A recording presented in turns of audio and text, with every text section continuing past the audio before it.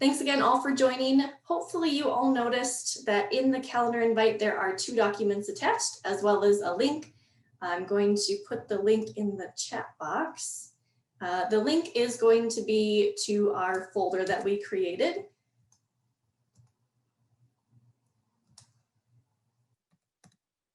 Within that folder, it has those documents as well as our notes, our ongoing agenda and notes, which we'll be using for the meeting today and other meetings as well. It also includes a copy of the Content Standards Review Committee report, which I'll explain that here in a moment. But just to make sure everyone's in the right meeting, this should be the preschool through 12th grade ELA English Language Arts Standards Writing Committee. So congratulations.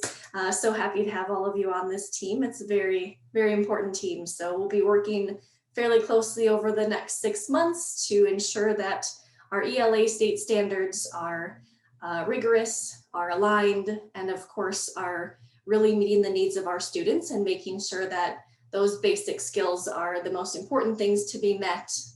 And so I know a lot of the feedback we've gotten from that report that I'll show you briefly in a moment, as well as from the ELA group, we have way too many standards. So I know we've been hearing that, and I'm sure you all are. I'm seeing a lot of head nods in agreement of yes, there are way too many ELA standards. So I think the important work will really to make sure that we're paring that down into what is really the most critical thing that needs to be taught in each grade, and not only taught but mastered by the end of that grade, so that teachers can really focus on those and not feel overwhelmed with having 66 ELA standards as a elementary school teacher, and then also knowing they have to teach all of the other content areas as well. So let's do our best to make sure that students have exactly what they need.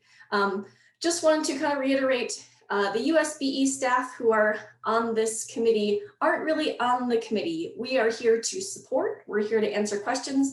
We are not going to be the ones writing the standards. So that will be for all of you. So I just wanted to be really clear about that. That's not something that we will be, we're just here for your support and to answer any questions. So that is really the work of the committee, hence your names will be shown to the board, the Utah State Board of Education, to make sure they are aware of all the great people that are doing this wonderful work too. So thank you so much. And we do actually have a previous board member on our committee, which is very exciting. Jennifer Gravitz is joining us. So if you want to give a little wave, it's so nice to see you again, and we're really grateful that you were able to join our writing committee, and we certainly miss seeing your face. So it's nice to be able to see you in another round. Oh, well, thanks for letting me join you guys. Absolutely.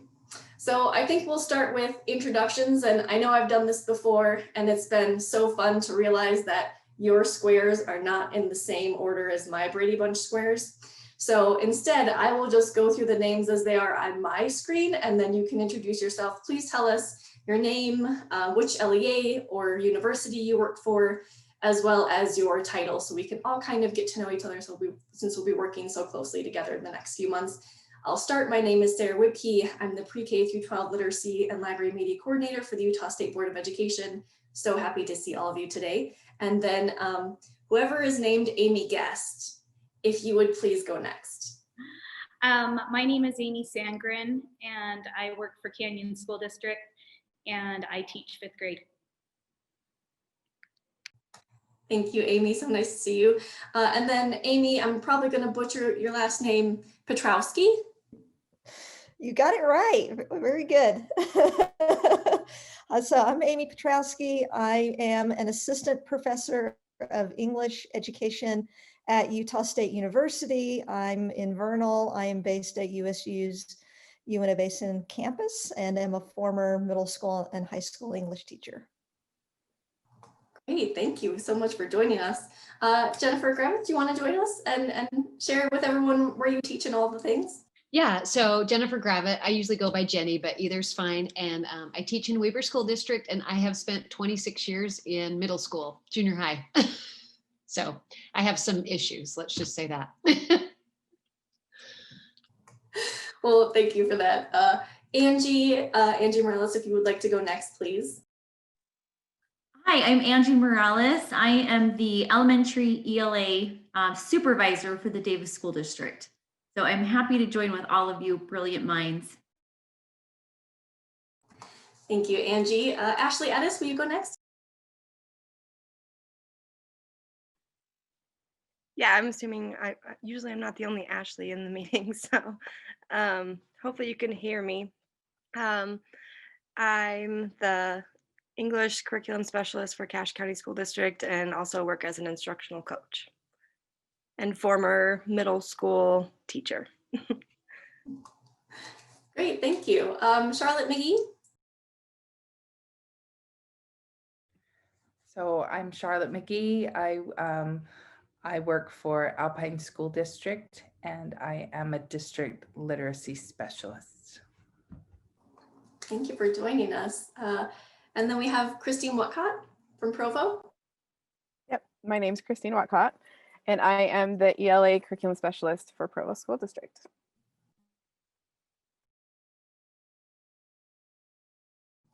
Didn't unmute, my apologies. Thanks for joining us. Christine Elegante, do you want to go next?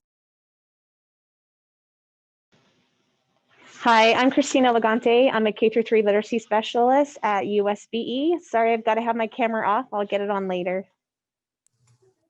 Thanks, Christine. Kali Lucas, would you like to introduce yourself next? I'm Kali Lucas. I'm an assistant professor at the University of Utah in educational psychology, and I too am a former middle school English teacher and reading teacher.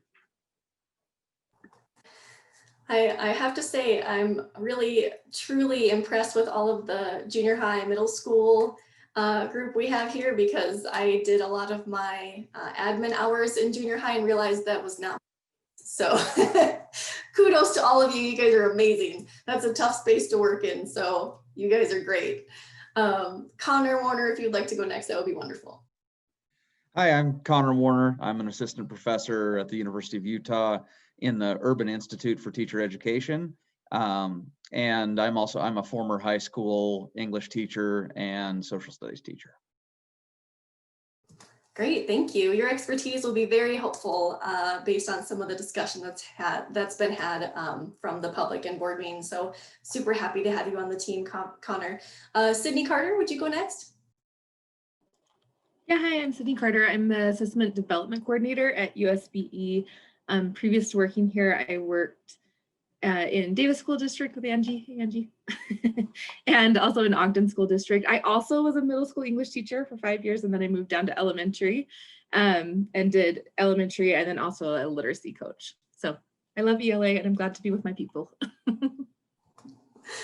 Great, thank you so much. Dewan, will you go next? Yeah, my name is Dewan Coombs, and I'm an associate professor of English at BYU, and I work with the English Ed program. And I am a former reading and English teacher in Provo School District. Great, welcome. Thanks for coming. And then Deborah Dean, do you go by Debbie, Deborah? What do you prefer? I go by Debbie. So I'm Debbie Dean. I'm a professor at BYU in the English teaching program and also a former junior high and high school teacher. Fantastic. Thanks so much. Ellen, will you introduce yourself next? Sure. My name is Ellen Bailey. I work for the Utah State Board of Education also, and I am in the Department of Special Education as a literacy specialist. But in my former teaching years, I worked in special education in K-5, but also spent some time with some of the older students in the secondary realm. Great, thanks, Ellen. James Sparks, will you go next and let us know if you prefer James, Jim, Jimmy, or maybe some other form too that we don't know about. That would be wonderful. James is great. I'm from Washington County School District. I'm the secondary English language arts coordinator and new teacher induction coordinator here. My background's high school English. Great, thanks so much for joining us. This is such a great group. Jamie, will you kindly introduce yourself next? Yeah, my name is Jamie Robinson, and I am a preschool through second grade specialist at the Utah State Board of Education. And we worked very diligently in the past year to get our early learning standards that were passed. And so just wanted to let you know, like, that's kind of my realm, and I've worked anywhere from preschool to 3rd grade. So my background is very elementary based.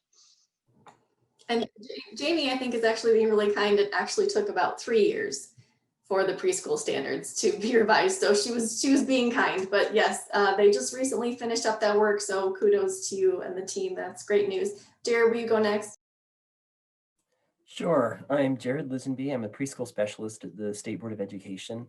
And, echoing some of the things that have been said before about admiring middle school and junior high teachers. I've taught 11 years in higher education. I've also taught preschool. The farther I get away from those two poles, the less comfortable I am. So I really admire those of you who teach in junior high and middle school. So I'm excited to work with you here. So thanks. Thanks, Jared. Jennifer Salazar, will you go next?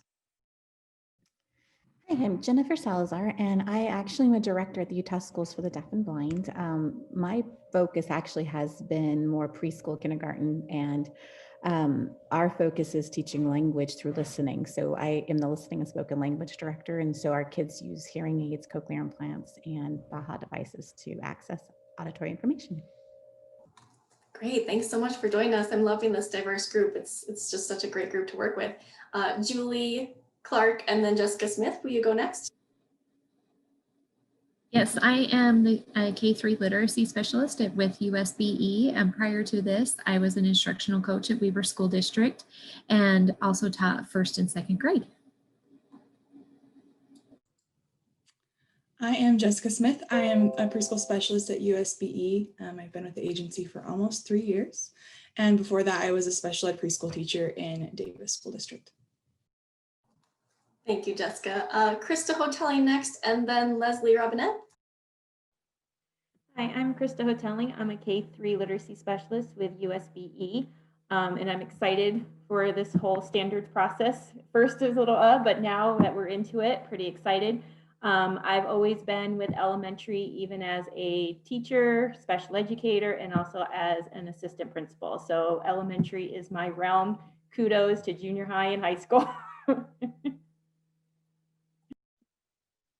I am Leslie Robinette. I'm the secondary English language arts specialist for Canyon School District, and I previously taught middle and high school. Great, thank you. If we could have Linda Chadburn and then Liz Williams after Linda.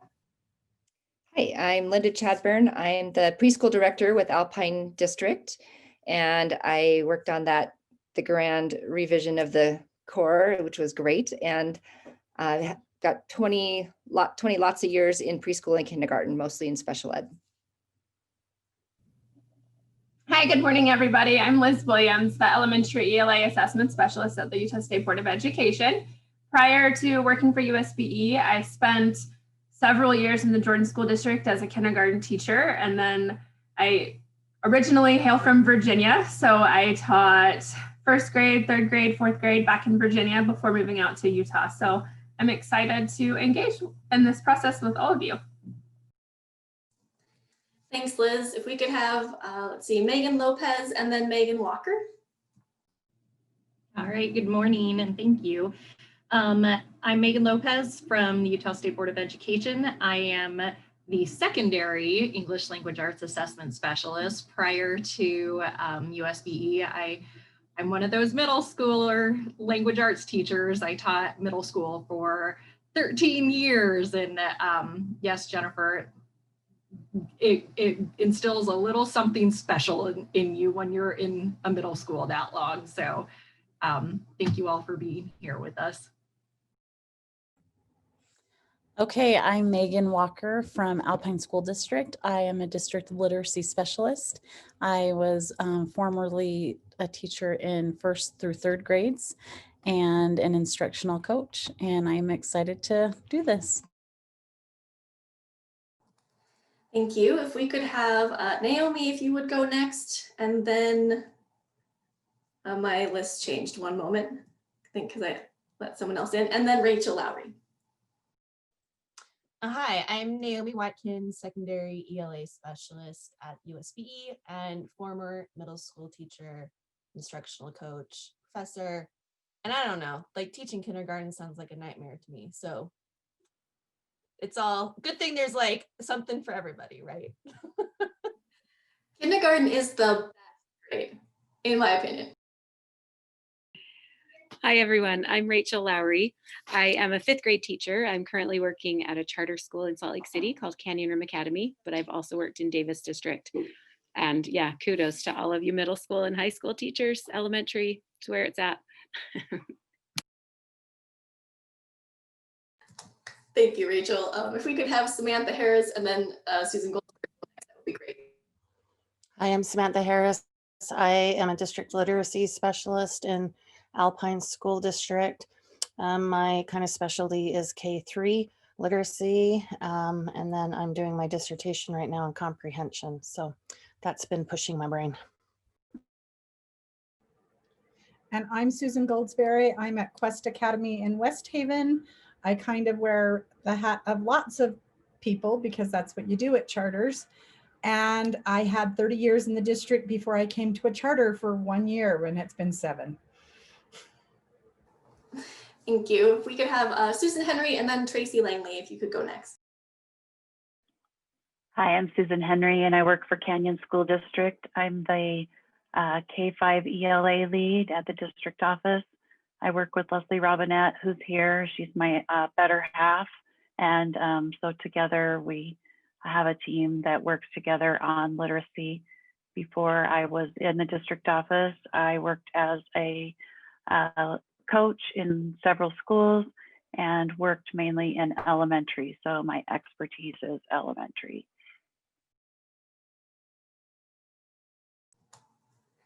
Thank you, Susan. And Tracy, I'm not sure if you're able to, I know you're kind of double meeting it right now. So if you're able to introduce yourself, that's great. If not, we understand. Yeah, can you hear me?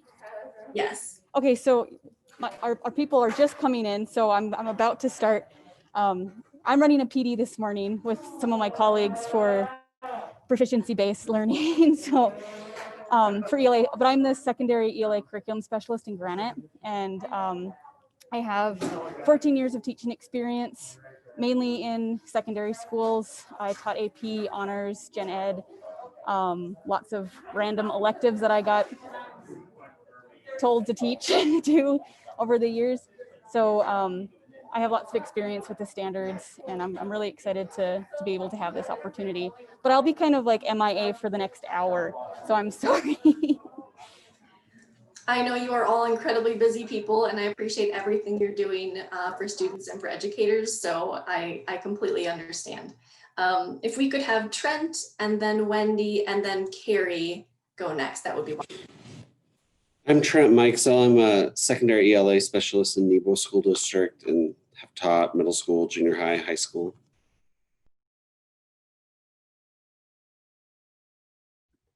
Hi, I'm Wendy Dent. I work for Alpine School District as a district literacy specialist in elementary.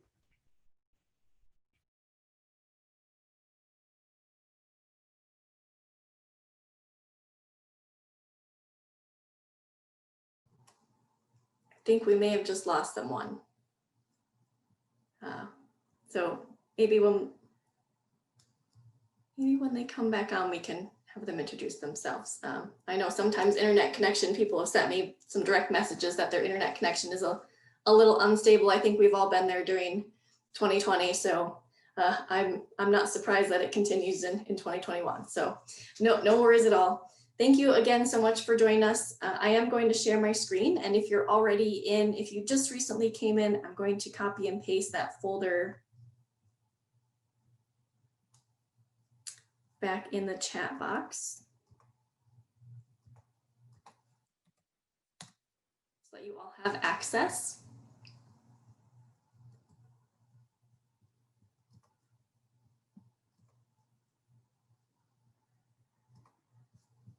So this is the folder I'm talking about, and if we could go to the ongoing agenda and notes, and I'll make it larger because I know sometimes it can be really small on your screen. Is that a good size for everyone? If you could give me some nonverbal feedback, that'd be so helpful. All right, I'm seeing a lot of thumbs up. That's a win. I can't often see you while I'm presenting, so if you are giving me a nonverbal feedback, I may not be able to see it, and I do apologize. So feel free to unmute and chat if you have a question or anything. So that was the welcome introductions. We already have a note taker chosen. Thank you, Krista, for doing that. I did want to kind of reiterate the standards revision process. It's a fairly lengthy process, and currently we're on step 6. So step 6 is really that we are organizing this committee, which of course is full of a very diverse group of stakeholders. And then this committee specifically will be reviewing the comments and recommendations from the review committee that has already met and came up with a report, and then go ahead and revise the standards based on that. So that's kind of your task at hand over the next, I say 6 months, knowing that it may take more or less, right? So please know that that can be flexible. I certainly don't want you to think that if we are coming into month 5 and you're thinking, whoa, I don't think we can get this done in 5 months or in 6 months, we're gonna need another month. Please just let us know if you're feeling crunched for time. We'd be happy to make any additional pieces that we need to have done. We're happy to do that and support you in any way that we can. We do try to stick to the timeline. It's the timeline that we've provided to the board. But like I said, if a change is needed, just shoot us an email and we'd be happy to make that change. We don't want you to have to feel rushed. We want it quality better than having to rush through things. So you can click on the link if you want on your own for the portrait of a graduate. The reason I'm bringing this up is the portrait of a graduate is really what our agency is moving towards as far as what would an ideal Utah graduate look like coming out of our K-12, now our pre-K-12 system.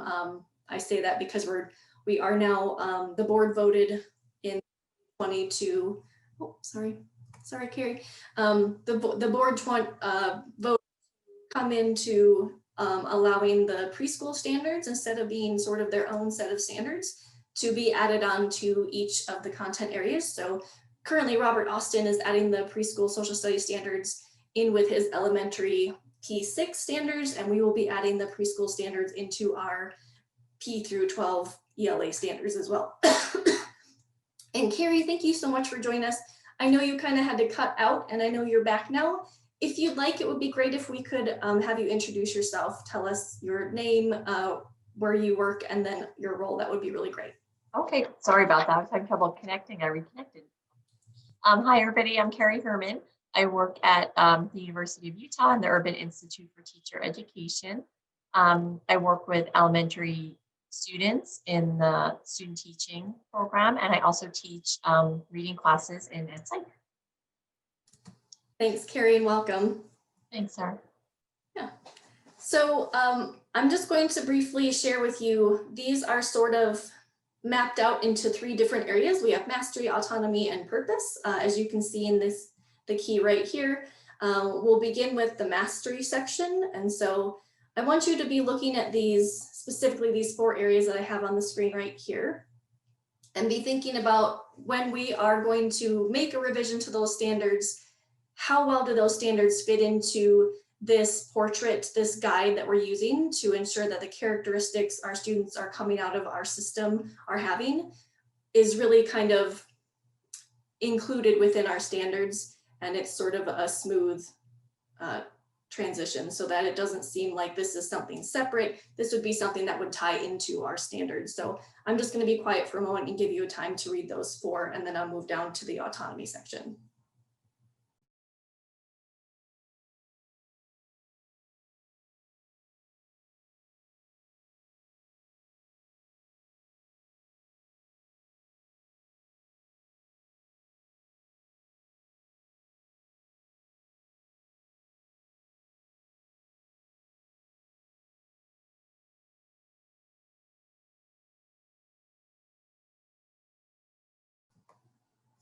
I'm sure as you're reading these, you are thinking, much like I am, which of these areas our standards really match in well. Obviously, academic mastery is a real easy one, but be thinking about that too. Which of these areas do we feel that ELA standards really do incorporate automatically within? And then I'll give you a minute to read the autonomy pieces.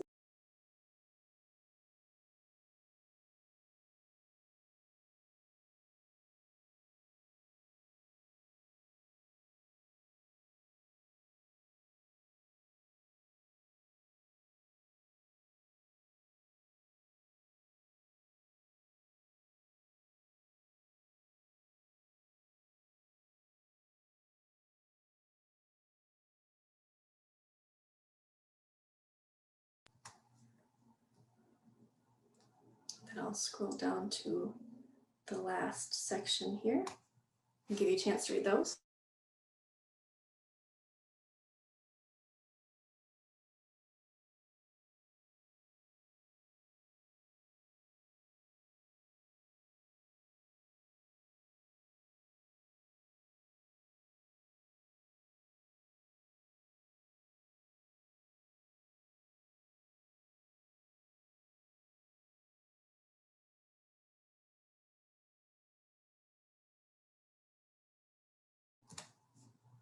All right, hopefully you all got a chance to look at that. This is really something that we are focusing towards, and you'll notice down here below, we have sort of the development of competencies that if you want to know a little bit more of that fine grained detail, you're welcome to visit our site, our competency-based site, to learn sort of a deeper knowledge of these. But you'll notice local implementation phase is beginning in this year that we're in right now. So you've probably seen it before. If you haven't, I just wanted to give you a little shot of that so you could kind of see what we're going towards as far as thinking about what we want Utah students to be graduating with, what specific key areas and characteristics that we think would really make an ideal graduate from Utah. So moving back in, I did want to share one of the big things that the board has voted on in the past few years to ensure that our standards are a little more aligned throughout the content areas is the organization. So I took this little blurb here from the math standards, as they were one of the more recently adjusted set of standards. All of our standards now need to have strands and standards.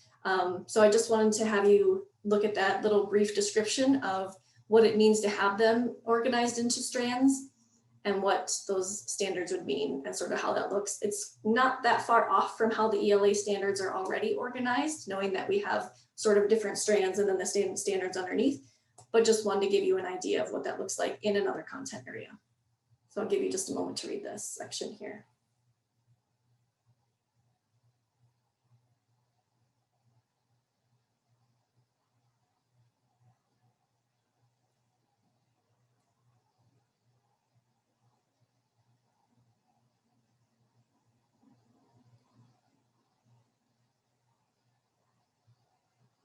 I think the really important piece for me is this last little phrase here: all standards are essential for mastery. I think that's the thing we really want to keep in mind when we're thinking about which standards do we want to have in each grade, and are they sort of the, these are the minimum, most basic things that need to be mastered, rather than trying to do all of the things that often we find teachers are unable to really enable students to master all of those standards because we have so many. Before we go into the report, I will add this suggestions from the field area. This is what we've heard over the years. The field is really wanting a focus on those priority standards. Like I said, there are too many, and they want to know what is sort of the minimum set of standards that need to be mastered at each grade level. They want to reduce and remove any redundancy. As far as strands, they were thinking a reading strand, a writing strand, and then a speaking and listening strand. They requested that we put the science and social studies standards within those content area standards and not in the ELA standards. Also remove any confusing standards or rewrite if we feel that they're important, but they just need to be clarified. The reason for that is we hear often, if this standard is written so poorly that the teachers don't understand what it means, they basically just don't teach it. So it's probably not one that's being taught even now. Really emphasizing that complex text and that there isn't enough phonological awareness within our standards. We don't go to those advanced levels. So those are sort of the things we have heard from our stakeholders over the years. Let me just check the chat box here. Okay, great. So if we go to the report, again, I'll make it bigger.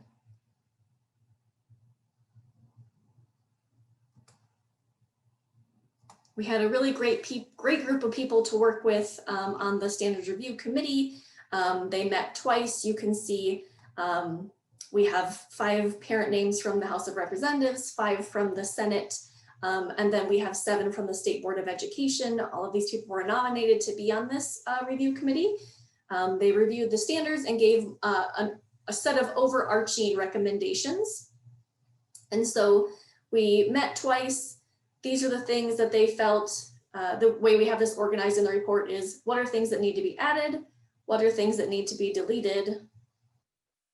What are things that need to be emphasized and things that need to have some clarity around them? And so if we start with what needed to be added, you'll notice we also have these headers of, does it need to be added in all of the P12 standards, just the elementary standards, which is identified as preschool through 5th grade, or the secondary set of standards, which is identified as 6 through 12. So I'm just going to give you a moment to read through these 3 additions or 4 additions, and let me know if you have any questions.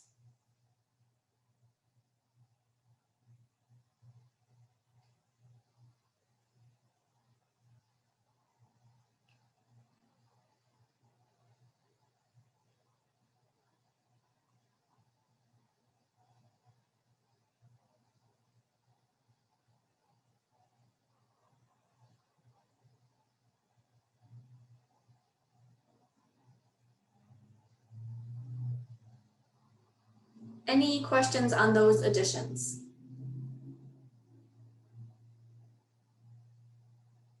All right, let's take a look at the deletion section. And again, this one's a little bit larger and Sarah, page. Yes, go ahead. this is Susan Henry. I was wondering on the PA standards past grade 1, was there a recommendation? How far?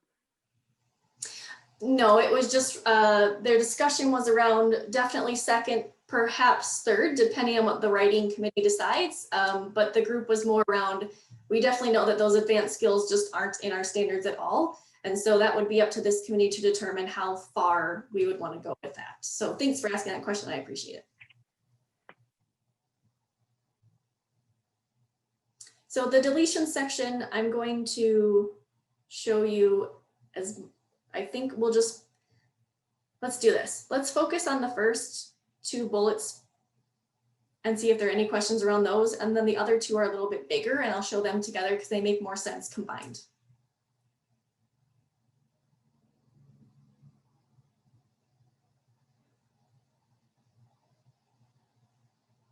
So any questions on those first 2?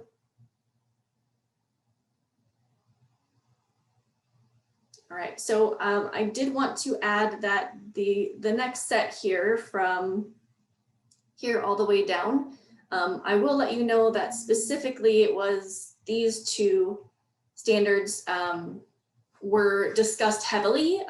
Actually, not only in the review group discussed it for quite some time.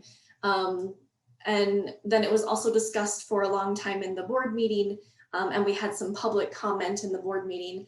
The concerns were around, the belief was because this is in the delete area that we were deleting these standards from all standards, I think is really how it was looked at. But we tried to reiterate that we're not saying that these aren't important. We're not saying we want to delete them. We're saying that they fit better. And when I say we, the committee, not me. Speaking on behalf of them, the committee really felt like these belonged in the social studies standards, and that, as you all know, in our previous, or I should say our current standards, we have some science and social studies specific standards, and the committee really felt like those need to be put within those actual content area standards rather than housing science and social studies and ELA standards all in ELA. They felt that they would be better taught by the content area expert to really provide that historical context. They also felt like these 2 specifically are calling out specific documents, which kind of gets into the realm of curriculum. You may all be aware that the State Board of Education is over standards and not over curriculum. So this is sort of an area where LEAs have their own choices and decisions on what curriculum and texts they use. This is the only area in our standards where specific text is being called out, so to speak. And so the committee felt like that was an inappropriate use of standards, knowing that that is a local control decision. So the committee thought, of course, teachers will still be teaching these because they are really integral to our history, obviously, but that it made better sense to be in the history and social studies standards, which you'll actually notice they already actually are in those standards. We had to meet with Robert to ask him if they were already included. So they are sort of, they're not written exactly the same way, but he shared the standards that they would be included in. So I just wanted to add those there as well for context. And then Samantha, great question. She's asking, she knows nationally 6th grade is generally not in the elementary school, but what does it look like in Utah? So that's an awesome question. 6th grade in Utah looks like both. Sometimes 6th grade is showing up in an elementary school, and sometimes it is in a junior high setting, middle school setting. So we have a mix of that in our standards historically. Even in the other content areas, 6th grade is considered secondary. Even in our license areas, 6th grade is sort of this weird space where it can be in the elementary realm, but you can also be licensed in the secondary realm. So it is kind of a space that is included in both, depending on where the community is able to include that grade in their school system. Yeah, you're very welcome. That's a great question. So anyway, I hope that kind of helps give some context. And Naomi, you are also in the board meeting. So if you want, and Jenny, of course, if either of you would like to add into some of the concerns or comments, I hope I was able to represent sort of both areas of where people were worried and where the committee really landed on why they felt it was okay to not necessarily delete, but move them to the respective areas. But yeah, Naomi and Jenny, please, if you have other things you'd like to add that you feel like maybe misrepresented or did not represent. Can I just jump in quick and just say from the perspective? So I agree with the review committee completely, but what was hard is we had so much. I had so many phone calls the night before. I had so many emails because there's just, people are stuck on the fact that we're trying to cancel culture. Like they get stuck on these politically charged words. And so you said it so well, Sarah, getting them to realize that the state is in charge of standards. This is the only place, like if you, it's like I tried to say, if we were to require Huck Finn, for example, people would be like, you can't do that.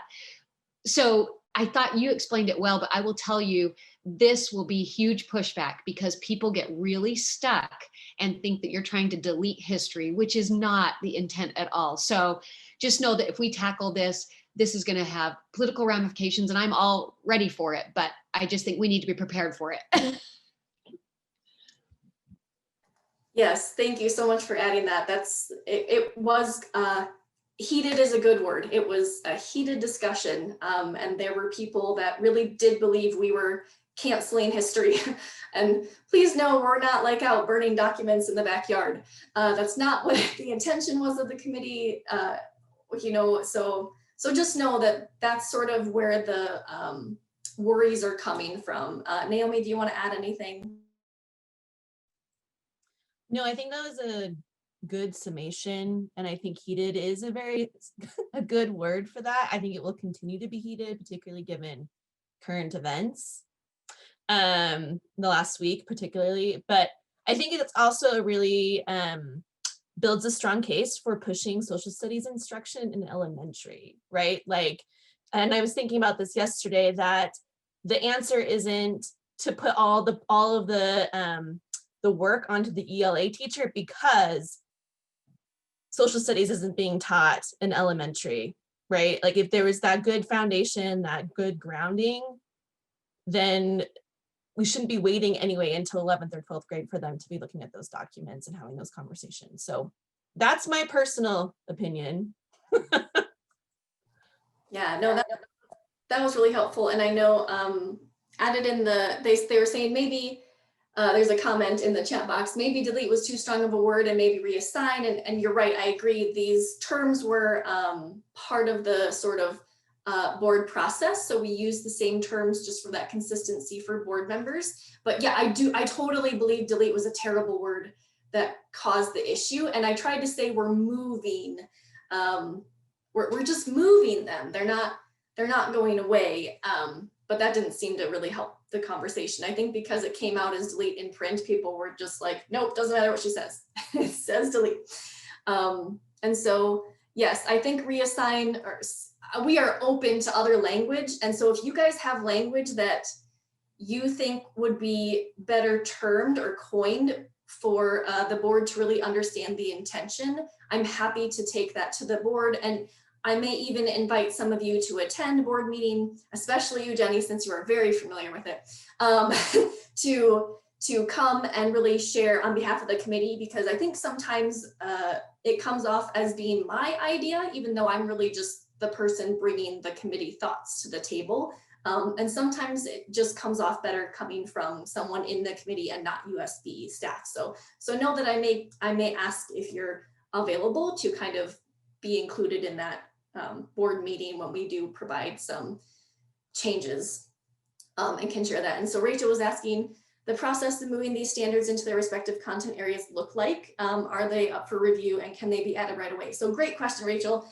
Currently, these two right here are included already in the history standards. They're within these standards right here, as well as others just in a more general way. But we worked with Robert Austin, the social studies specialist for the state, to make sure that they were at least already in there, because right now the social studies elementary standards are actually being revised. So that one would be easy. The science standards were revised last year, as you all know. So I think that would be a little different kind of process, and we'd have to check in with staff and probably our directors and superintendency as to how we would want to go about that, as I don't know if that has historically happened in the past and what that would look like. So I don't know if it would be an amendment, I'm not sure. So I will try to get more information on that for you by our next meeting.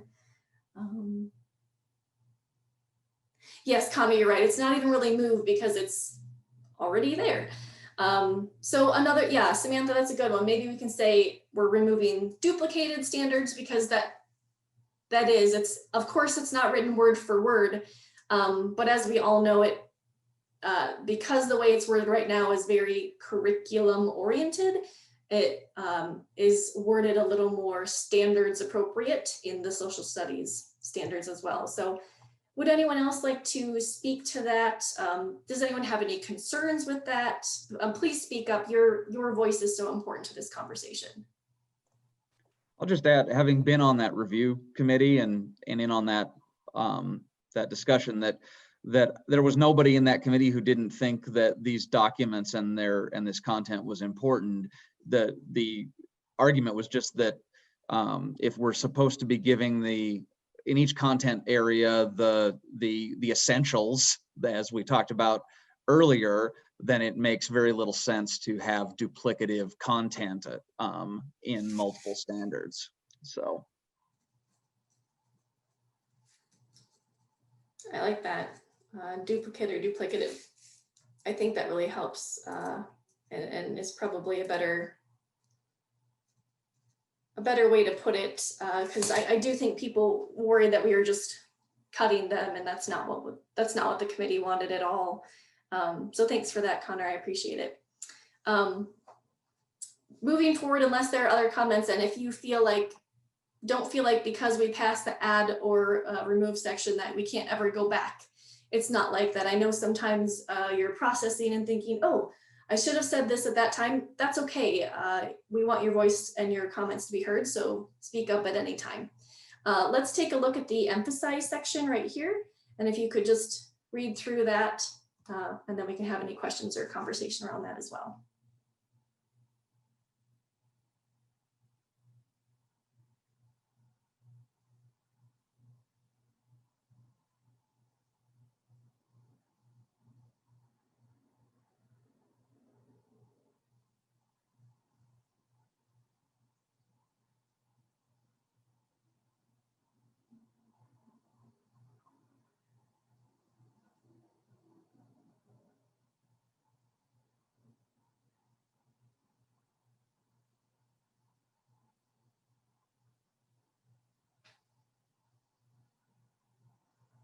Any questions or comments around the emphasize section on things that the review committee really felt needed to be more emphasized within our standards? Okay, seeing either a no or a blank stare, which also means no. I'll be moving on. And then we have clarify. So I think we'll start with the what needs to be clarified within the P12 space here, and then we'll move down to just the elementary section. So read that space first.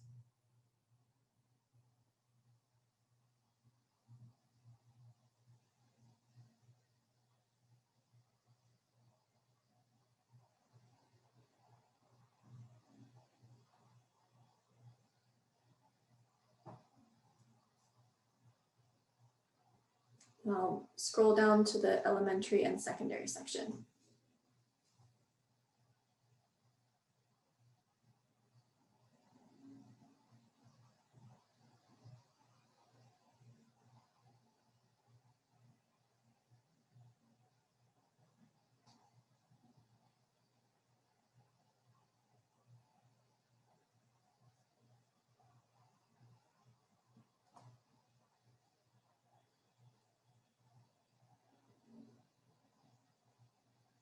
Oh yes, absolutely, Samantha, I'd be happy. So Samantha's question was if I could share the thinking from the committee around the labels of reading, writing, and speaking and listening as far as strands. She's saying she just wants to hear the thought process, not that she's in disagreement. I think part of it is, one thing I wasn't surprised to see it come up. I've heard this from the stakeholders before in the past, from our literacy directors who are literacy specialists or directors in charters and districts.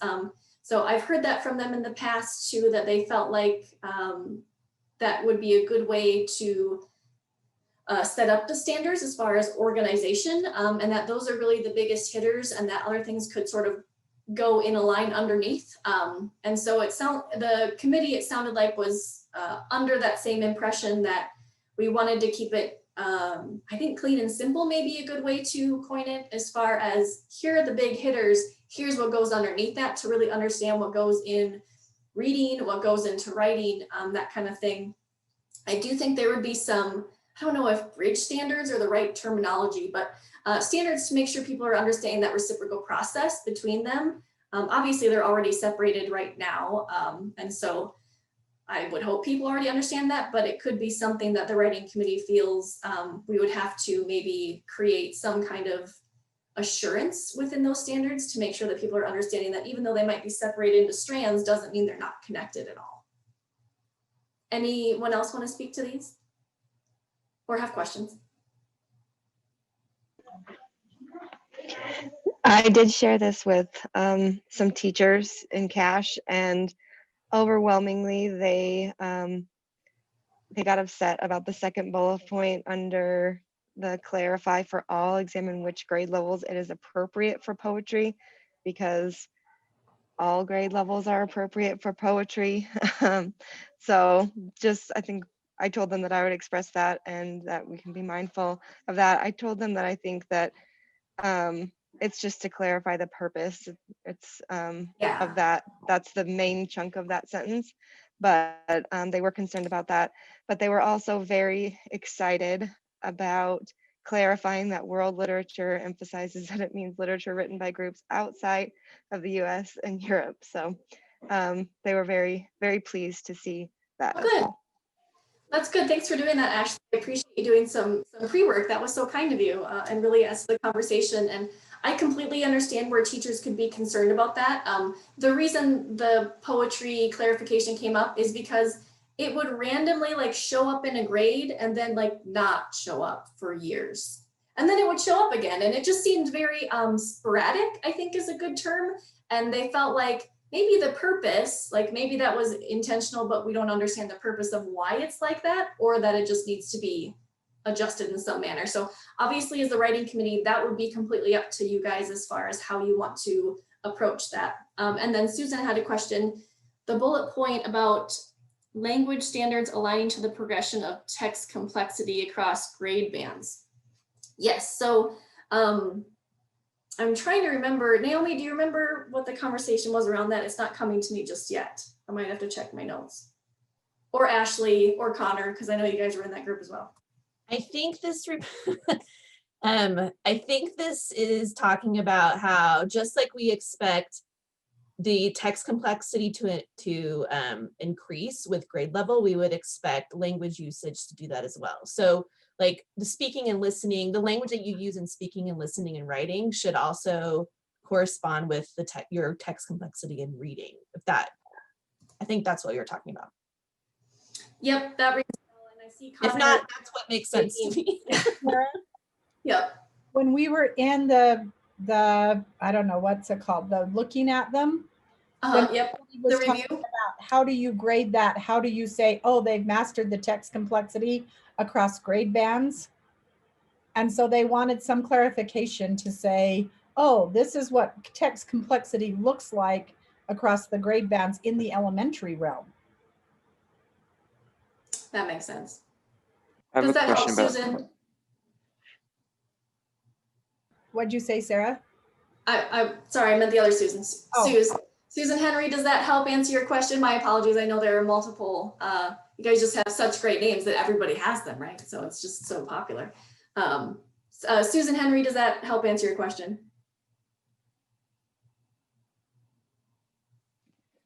Sarah, I have a question related to that as well. Up at the very top, it talked about creating a grade band between 6th through 8th grade. Yes. What was the process to do that? Because I see a lot of teams sitting down having to try to differentiate, you know, what does 9th grade versus 10th grade look like? What does 11th grade versus 12th grade? I see the power of simplicity, but I also see a lot of extra time being spent by teams trying to unpack it and seeing what the difference is. So kind of where were we thinking with that? Yeah, great question. I think I'll actually have some of the secondary folks that were on that committee speak to this, because I'm pretty sure the way they speak to it will be way better than I would.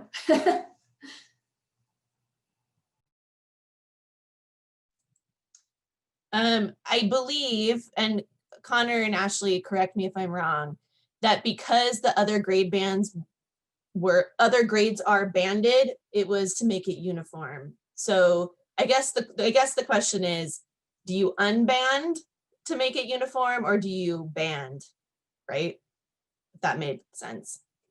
And I think that there was discussion about how you can't, unbanding in high school is not a workable prospect really, because of the wide variation in the way high school coursework is divided. And so to try to place, and that there is some variation in junior high coursework in the way junior highs divide, that sort of thing. And also the fact that there is very little variation in the ELA standard 6 through 8 as unbanded right now. So if they were, I think there was a lot of discussion about how the committee didn't see significant difference between the way that was, the way a particular standard was stepped up from 6th to 7th to 8th grade, that words were changed without those words meaning a lot. Like the word was changed in order to make it look different. And so that was the discussion. Thank you both so much for helping. And I think full disclosure, not a secondary background, so be kind. I was just thinking about this in my mind as sort of a competency-based thinking, knowing that our state is really moving towards this in a lot of realms. And I want to be thinking about these standards as also being more written in a more competency-based manner, some of them, so that we're thinking a little bit less of, does it have to be this, or can it maybe the band would work. Maybe the band would be better if it's more of a competency-based scenario, so that we can ensure kids are getting what they need. So I just sort of wanted to add that to the conversation as sort of the thinking in the back of my head, that regardless of elementary or secondary, that we're really thinking about that and moving towards that, even in the assessment realm. I know Sydney and Liz and Megan could all share that even in the assessment realm within our agency, we're really thinking about how to take a different look at those assessments, because right now, if you are in a certain grade, you can only take the assessment in that grade. And assessment group, if I am misspeaking, feel free to let people know. Won't be the first time I made a mistake. but I know that's something we're moving towards. And then Samantha also added, can you unband 6th grade since the model is different in different districts? And I think that depends on what the writing committee determines. I don't have any reason to speak for or against that. So, and then Liz, Sid, and Megan, if you want to speak to any changes in assessment that would sort of add to that conversation of to band or not to band, that would be really helpful. Yeah, that's a good question. So just for an FYI for everyone, we do have, so our high school test is as is. So for 9th and 10th grade, it will be the same, the Utah Aspire Plus. So with high school standards, there's not a plan to change the assessment for a while, possibly changing ELA depending on how different the standards are. But as far as RISE in grades 3 through 8, we do have a new RFP, which is a request for proposal from vendors to put together a proposal for us for an assessment that should be posted any day now. So we'll have RISE for 1 more year, well, 2 more years, I guess, this spring 21 and then in 22. And then after that, we may have a new vendor, but what we've asked people to put together to submit to us is a plan for how to include personalized learning in the assessment. So we have specific mandates and requirements from the federal government as far as what we have to administer in our spring assessments, our summative assessments, but it's a push nationwide to look more at personalized learning and competency-based education and how to include a little bit more flexibility with assessment. So right now we have some constraints with what we're required to do with the federal government, but it is a request from any of the vendors, whether it's our current vendor or a new vendor, after the spring of 22, to look at how we can include personalized learning in our assessments, whether that's a timing thing and students take the assessment earlier in the year, or whether I don't know how grade banding would work in an elementary, and we do still have a requirement that any item on the test is related to a specific standard. So I'm not sure how banding would work. I'd have to think about that, but I think the personalized learning part for sure could work in our 3 through 8 area. Well, and the only thing I can add a little bit to this conversation for that grade banding, the way that it works for our Utah Aspire Plus, since we do have that band for 9-10, is when we developed the test, we had an educator committee create the proficiency level descriptors. And so they actually took the exact standards and they showed what does this look like at a 9th grade level? And then we create those PLDs for 10th grade and showed the growth and sophistication of that exact same standard. And what does this look like at a 10th grade level? And that helped guide the development of the test. So that's kind of how it looks like right now for a banded grade level. I don't know if the same thing could be applied for lower grades, but that's essentially what we ended up doing for Utah Aspire Plus. Are those descriptors for 9th and 10th grade, are those accessible to teachers so they could see the differentiation between grade levels as it pertains to the assessment? Because that would be some powerful information for a teacher, being able to make those distinctions. I believe they are. Let me jump online just to make sure they are. I've seen them before on the Aspire portal. I think it's in under like resources or something. Yeah, yep. I'm trying to find it, and if I can find it, I will. Okay, I'm going to put the link into the chat. Thank you, Megan. That's so helpful. Yeah. Okay, so here's the link. And then when you go there, you're going to see a drop down for performance level descriptors, and then you can choose the ones because remember for this test, we have 2, the English and the reading test. So there's 2 different ones. So hopefully this is a helpful resource. Great, thank you. These are great questions that I really think will help inform our thinking when we're, thinking about how these things are going to change our standards and what that will look like and what what kind of things that could potentially cause that we want to make sure we think about. If it's going to cause a pitfall, we want to try and rethink that. Is the change worth that pitfall kind of scenario? So I love that we're having these conversations early in the first meeting to be thinking about those. And so I love that you guys were sharing. Thank you so much, assessment group, for sharing sort of where we are now and what it's looking like in the future and what is sort of being rethought of. I know we have a whole assessment strategic plan that Darren's moving forward with, so it's really helpful in the state. And thanks, James, for bringing up where can we find those, because I think that's a great piece to add. I will let everyone know that I'm sure you've noticed in other content areas we have core guides, math, science, that kind of thing.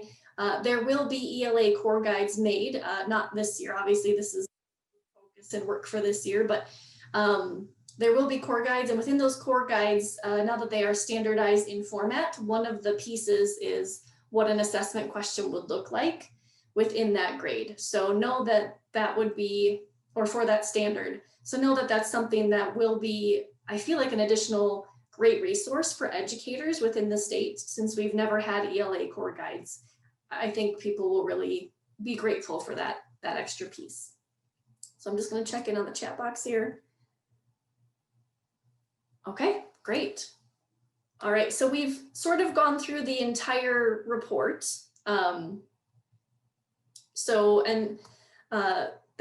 committee was able to come to agreement on all of those recommendations. There weren't any to report on that we couldn't find consensus. There was discussion, of course, throughout that it was maybe looking like consensus wouldn't be met, but eventually consensus was met after sort of everybody was listening to each other's opinions and thoughts, and then realized, oh yeah, actually I can see that, I can get on board. So it was, like I said, it was a wonderful group to work with. And so I'm so grateful that we could have these recommendations in place. And thank you all for adding your questions and thoughts around these.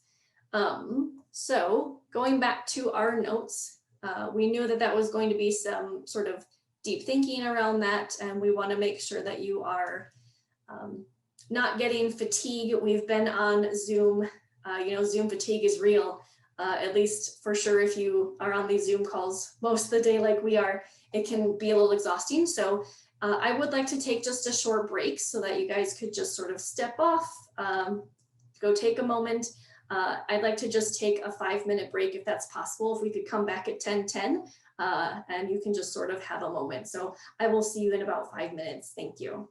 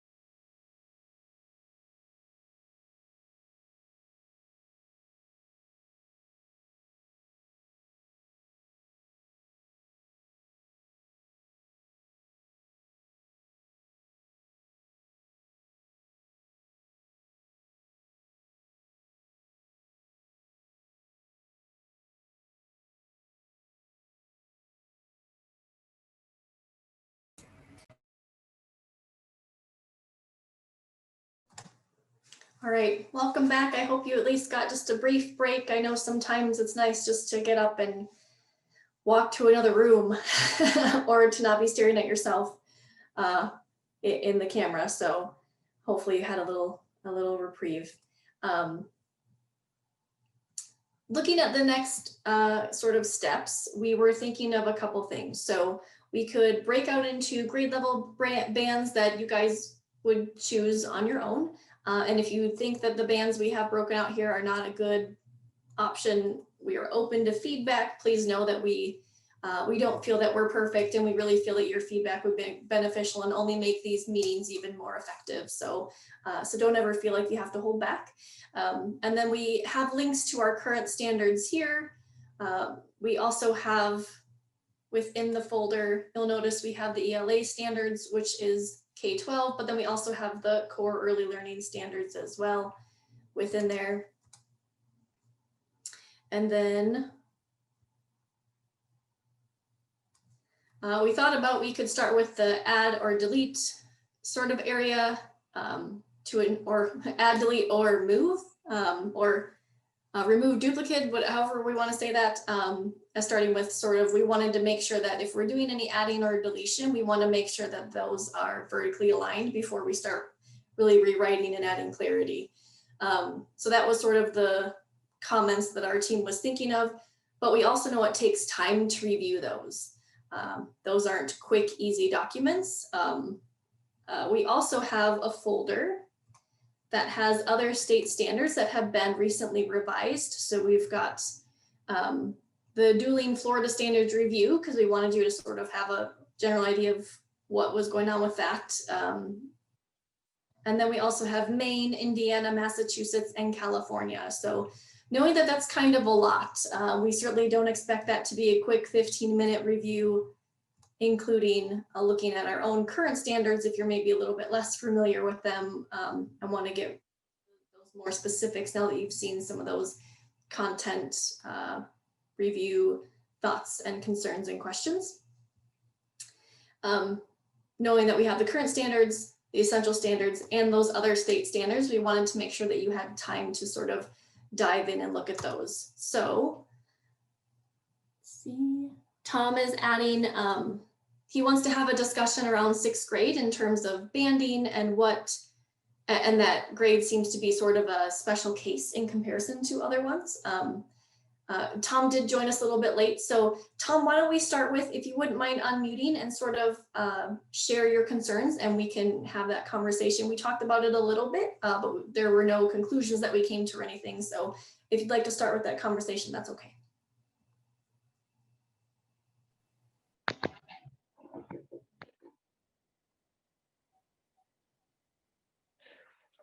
Because I don't know if I have feelings one way or the other, but it feels like, it just feels like sometimes 6th grade is an elementary grade, sometimes it's a junior high grade. And I think someone mentioned that in the chat already, if it's already been talked about, if we're at a good place, I don't mean to rehash something, but it does seem to be a weird thing. I've taught 6th grade, and it felt weird when I taught 6th grade.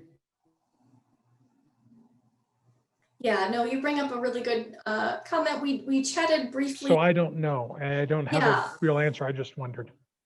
Yeah, our discussion was someone, I think it was Samantha, maybe had asked if 6th grade is elementary or secondary. In the standard, 6th grade is secondary. In licensing, it can be both, which also makes it tricky. And then each district sort of plays 6th grade a little differently. In some districts, 6th grade is elementary. In some districts, it's secondary. I'd really love to hear from other people around your thoughts around this. I do think it's a good conversation starter, knowing that depending on where 6th grade falls, I do know on the other standards, 6th grade is considered secondary, if that helps at all. So I'd love to hear the rest of your thoughts. Like I said, we talked about it very briefly, but we didn't have any consensus. I think one of the reasons why I asked the question is because in Alpine School District, 6th grade is at the elementary level. And one of the things that we've discovered as we've been working with our current core standards is it seems to separate them off from the elementary school. They always feel like, oh, anyway, it's kind of a weird thing.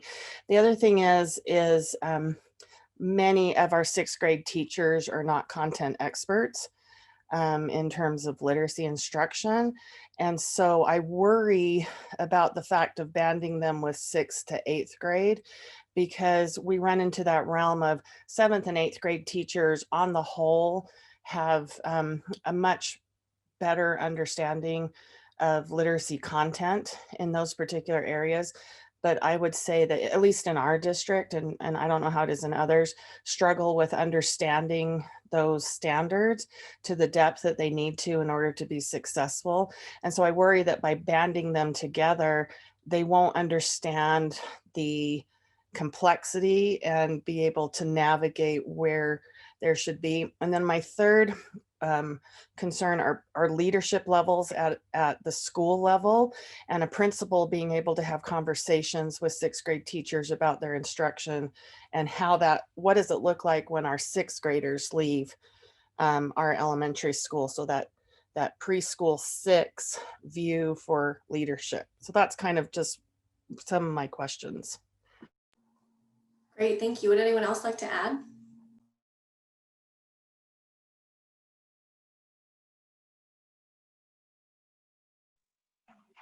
So I would say I've seen those same things, and I'm the elementary level. A couple of things can happen. One, 6th grade becomes hands-off because either leadership isn't sure how to work with them, or if leadership is from the secondary level, 6th grade becomes very secondary. But sometimes those students who need foundational skills are just kind of pushed aside because they don't know what to do with them, where there's so much we can do with them and so much help we can give them. But I would say the 6th grade teachers I worked with as a literacy coach, they do struggle finding that balance. And I think that point, I saw those same things. There is just a lack of that in-depth literacy understanding that leads to this confusion about what do I even do? And it's just, I'm going to try and emulate what I remember about, or what I know about secondary, and making kids independent. And when in fact, we've got to help kids think deeply. And I don't know. And it's not that they're not doing that too, but I think it's just a struggle to know that balance.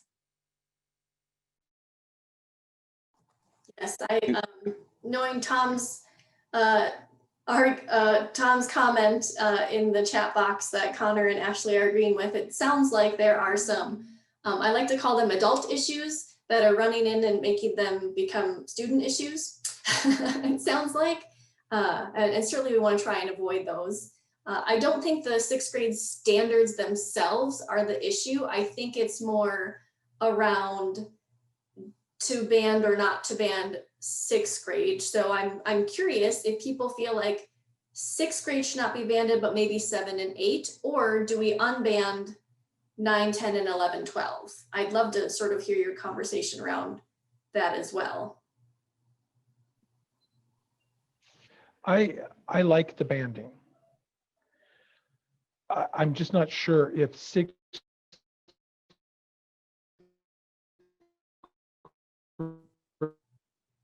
grade goes with 7th and 8th. And if we unband 6th, that's fine. And I could probably be talked into either position. So I like the banding. I don't think we unband 9, 7 and above. 6th, I feel like I'm supposed to do what's best for the kids, and the standards may not be the issue, but I don't know if we can interject this. And I would also ask, because I see a lot of people saying 6th where 6th grade is in the secondary, because NEBO is in the process of moving 6th grade back with 7th grade and out of the elementary school. And so to make it based on what a district does feels patently unfair. It doesn't feel like it should make sense. It should be why we do it. Now, again, if we want to do 6th, then we have reasons to do 6 on its own. But I understand the supervision's an issue. I understand all that. It just feels like I can't account for every district and every school. And are we now going to mandate to schools the way they do it? No, they're going to do it the way they do it. And there's going to be issues with it one way or the other. I don't know. Go ahead, Leslie.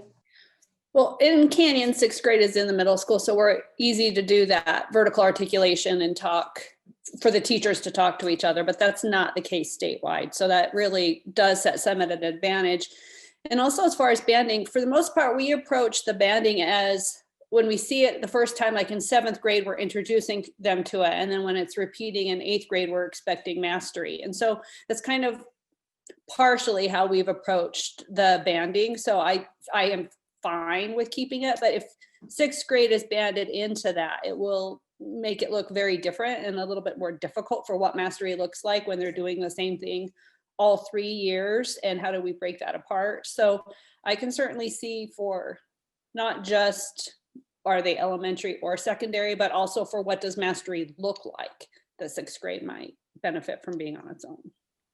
I agree. And I think that's one of the things I got excited about when Megan shared those performance level descriptors, because if those can be separated by grade level, it's perhaps more important than having the standards differentiated by grade level, because they are skill sets and knowledges and, knowledge and understandings.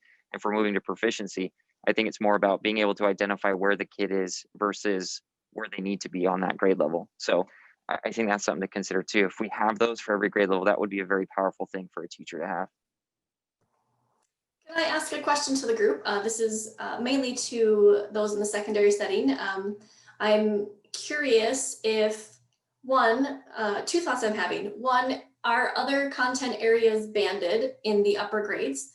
And then two, knowing that there's some real consensus, not only within the LEAs, but also with the review committee around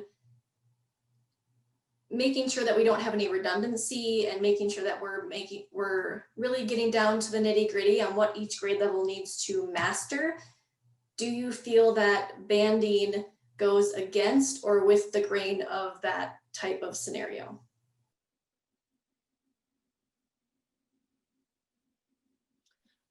I just want to speak up, and I don't know if I even know what I'm thinking, but I'm thinking about how language arts, critical thinking, all of that, I don't know that you can say you've mastered it. And I think that's why I like the banding, because it's recursive and you repeat it and you practice. And, as we're having this conversation, I'm a 9th grade teacher and I'm banded with the 10th grade and I'm in a different building and I've never even had that concern.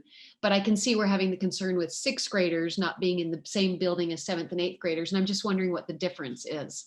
So those are just some thoughts I'm having. I don't even know what they mean yet, but I just wanted to share them.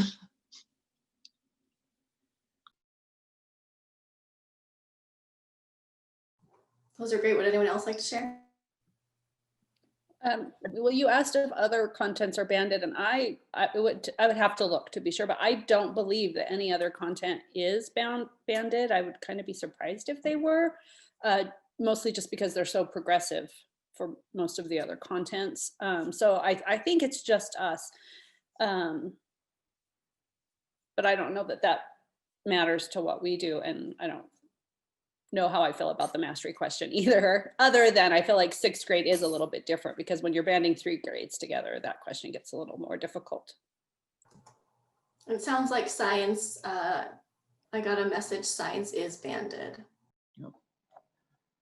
I was just gonna say, I think there's a developmental difference between a 6th grader and high schoolers are more likely to be in a stage of cognitive and academic development that is similar in 9-10, whereas I think in this, there's a huge cognitive and social and physical development that's happening around 6th grade. So I think that makes it unique too. I think one of the other differences, somebody brought this up before, is that a lot of the elementary school teachers are not specific to English. That's not necessarily their strength.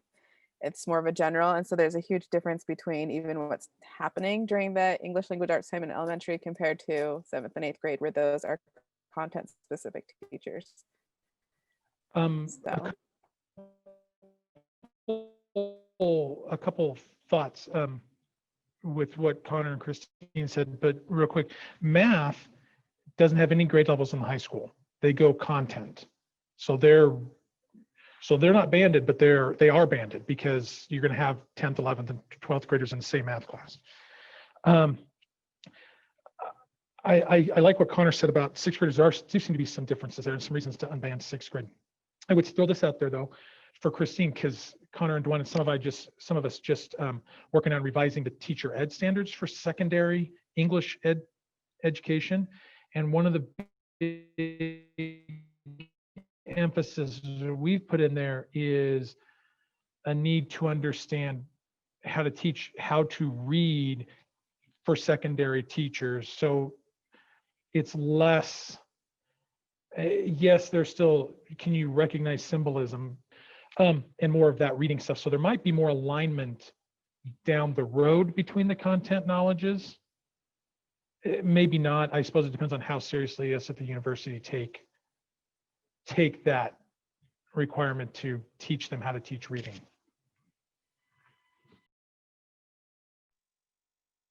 So I'm just beginning my path of the personalized competency-based learning, understanding, but it does seem, and even though I'm a proponent of keeping sixth grade on its own for some reasons, I can also see that banding seems to follow that thinking, right? It's like you have these overarching skills, and if you can break them down, like Megan showed us, you know, like with proficiency skills or something, to show what's required, it seems like that would maybe fix the issues that we're worried banding could cause. And then obviously with all that's being done to help all teachers know how to help all students with literacy, you know, this deeper understanding so that the sixth grade students who do need some foundational skills aren't just left guessing, always guessing.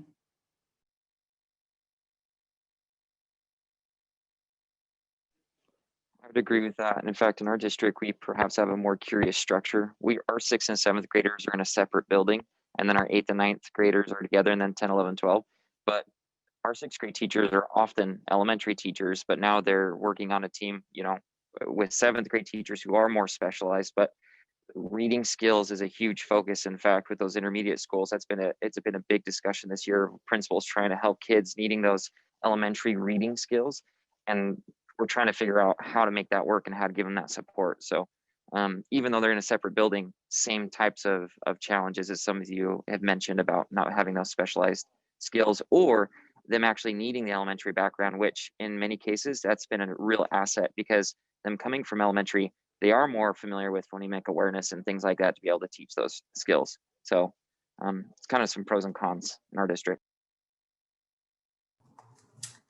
No, I appreciate the conversation, especially because I'm from out of state. So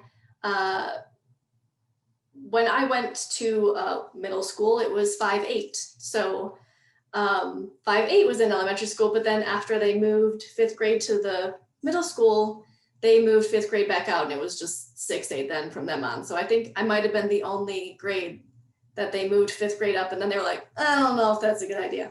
And they put us back, but we switched in 5th grade, we switched classes. Like we had, I had a social studies teacher, I had a science, just like you would in 6th grade, or at least in a junior high, middle school setting. So I find this a very fascinating thing because for me, where I come from, 6th grade was always junior high. It was more of a discussion around 5th grade. So I love this conversation and I'm learning so much. And so is there anyone else who'd like to speak? I know we've heard from someone, but I want to make sure everyone feels like they've been able to speak who has some more comments to add. Sarah, this is Susan. I'm just having an I wonder, and I don't even know if I see similar problems with 3rd grade to what happens in 6th. And not that I'm a proponent of changing the band because I don't know that there is a lot of benefit, but what I am thinking about is with advanced phonemic awareness and some of the foundational skills that in the current standards, 3rd grade is not represented. And I know that on our ads, we've been putting that there, but 3rd grade is also this pivotal grade of, like, for instance, with some of our laws, it is grouped in with K2 or P2 now. And with some of our other places like the standards, it's grouped in with 3.5. And so even though it isn't about the geography of which building they're in, we have those same types of problems that happen with third grade. And so as we have our group divided, with third being in the 3.5, looking at whether third grade is being able to pivot on from the K2 and have those blended standards or representations of both bands, I guess is what I'm trying to say, I think is kind of essential. So I'm having an I wonder about what does that look like moving forward, particularly when we're talking about putting more standards in foundational. So it's just an I wonder. Can I add some thoughts to that as well?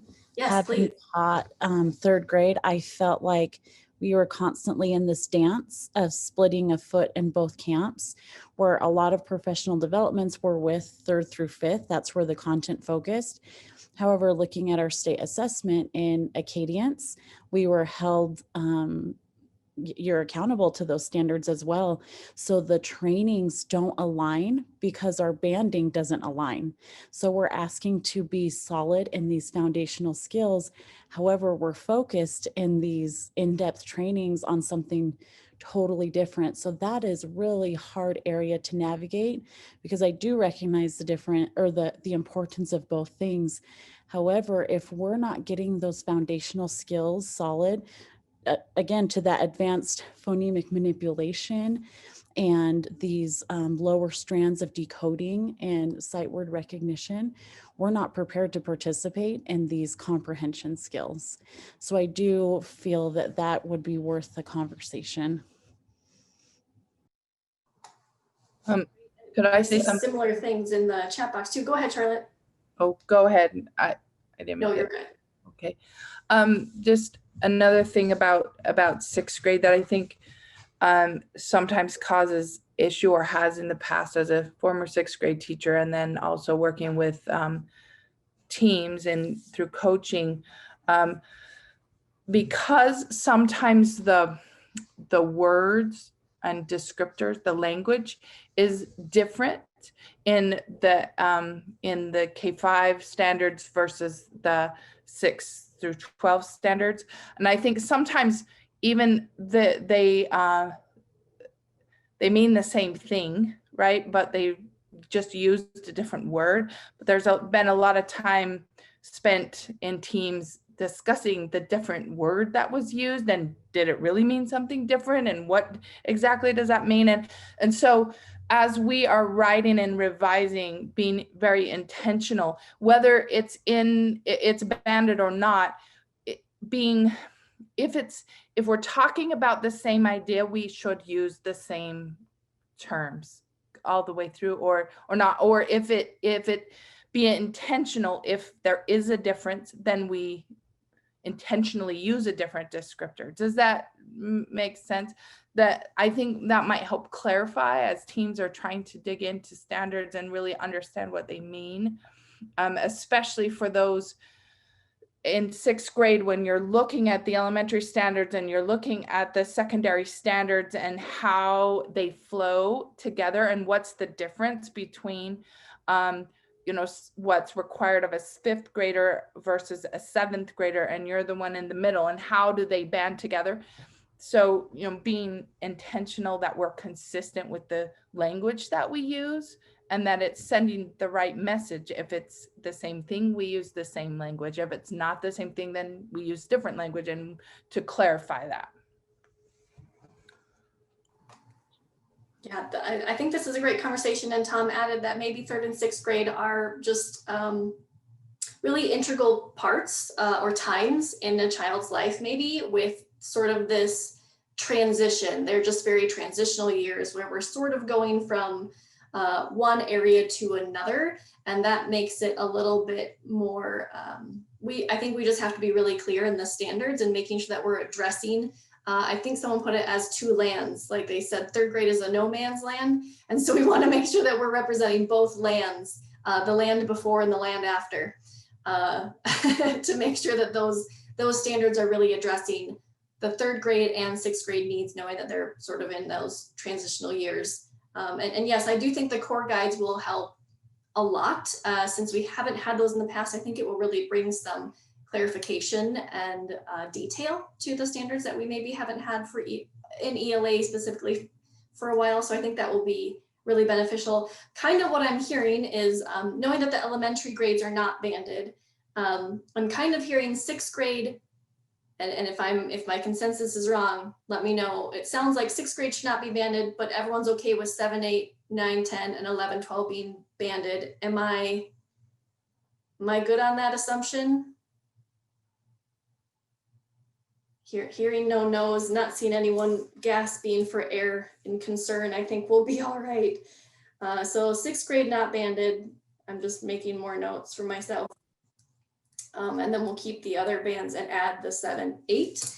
I think that will, and I think people will actually really understand that. I think we can easily share why we feel 6th grade should not be included in the 7, 8 band. I don't think that'll be an issue, especially since we have such a mix in our state of 6th grade being in elementary or that secondary setting. So I think that's really great and helpful.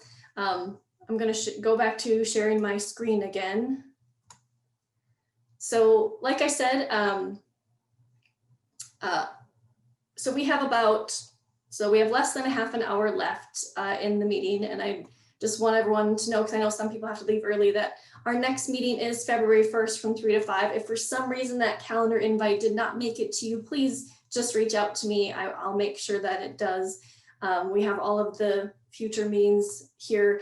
There will be time between those future meetings where we will give you homework so that you can be doing it on your own time, or if there are people that maybe, I know like Susan and Leslie work very closely together, if there are people within your own LEA that are in this committee too, that you are already going to work closely with and you can do some of that together, that's fine too. But knowing that there will be work outside of these meeting times, I just wanted you to sort of be aware of that as well. So knowing that, and knowing we've had such good conversations around to band, to not to band, and 3rd and 6th grade being in sort of different realms, knowing that the next steps are, we want you to look at the current standards, and we want you to look at the Utah Essential Standards. We want you to, and this would include the preschool standards, and that we also want you to look in that folder that I was showing earlier that has the other state standards. Knowing that that's going to take some time and will be some homework, I think what I want to do is, first I want to decide what we want to do as far as grade level bands, and what I mean by that is small groups, when we break out into small groups, and sort of where you want to be. And if you want the small groups to not be so small, like if you think that a P5, 6, wherever, and then a secondary group are best, or if you want to have like a beginning, middle, end, what I don't want to do is have 3rd and 6th grade show up in no man's land again. So knowing that I want to know who's going to be in those groups so that you know sort of what you're looking for. I would hate for you to have to look at the main standards from top to bottom at every single grade. I do want you to notice when you're looking at those, the format, if you feel like, wow, that's just a really like concise and crisp and clear format, make note of that. Let us know. That's definitely something that, even though that isn't maybe the main work of this group, but obviously we want these standards to be really clear. And so if you notice any format features that would be really amazing to include in the Utah standards, note that as well. But we obviously are looking more at content. How did they word those standards? Those types of things, and what changes did they make? So going back to the agenda, knowing that we have several documents we want to be looking at, and I want to give you a little time today at least to do that, and then obviously some time on your own. Does everyone feel like you would be able to review all of those and come back with, on your own or together, and come back with general statements as far as, I really like this, I think it aligns with sort of what the consensus of the review committee and the stakeholders has been, and the way they worded it is really great, and feels like they could have all of that prepared by, which is in about 3 weeks, February 1st, from 3 to 5 p.m. in the afternoon. Does everyone feel like they could have sort of a little summary. Yeah, I'm seeing some head nods. I so appreciate the like 5 people that I can see in your nonverbal feedback. It's so beneficial. So thank you for that. I think my chat box disappeared. Oh, it's over here. And Samantha's saying she would vote for a larger group of elementary and secondary first, and then potentially moving into smaller groups. And it looks like Jennifer and Tom are in agreement with that. And so, oh, and others. So is everyone okay if we start with that split of an elementary and secondary, and then knowing that 6th grade is sort of in the middle of that, do we want both groups to look at 6th grade? I mean, that's one way to make sure that they don't land in Nowheresville, or that they don't land in just one or the other. I think that's a good way. It looks like overwhelming yes, so I think that's great. Make sure I'm not missing out on any other chats. Okay, yep, so I think that's a good idea. So I think right now for our homework, so I'm just going to start a new area here.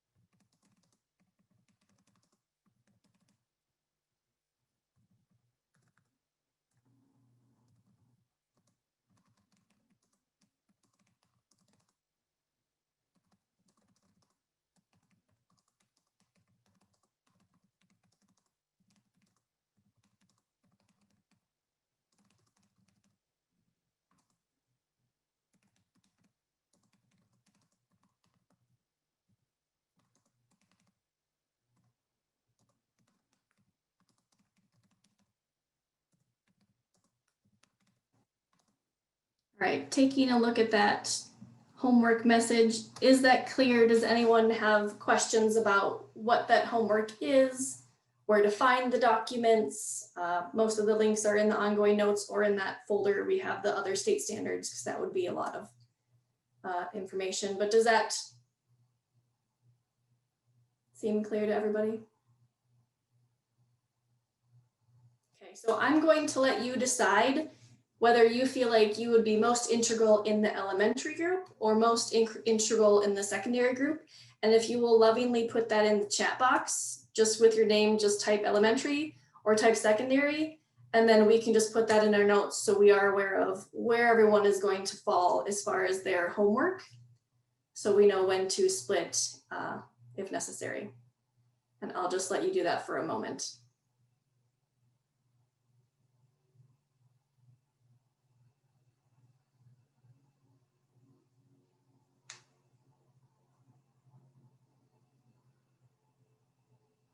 All right, did everyone get a chance to write down elementary or secondary in the chat box? Anyone else need to do that?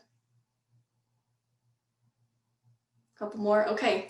So I am going to basically leave the remaining 16 minutes to you to start that work. And of course, if you feel like after those 16 minutes you have another meeting, I totally understand that you might have to come back to it another time. Just be prepared to share out on February 1st. And I look forward to seeing all of you then. And I want to thank you. This meeting was so beneficial, I think, for a first conversation around a whole group setting and where we need to keep our eyes open for things that maybe are important, but maybe didn't even come up, like the 3rd, 6th grade didn't really come up as much in the committee previously. So I think those are important things that came up that we sort of needed to all be aware of.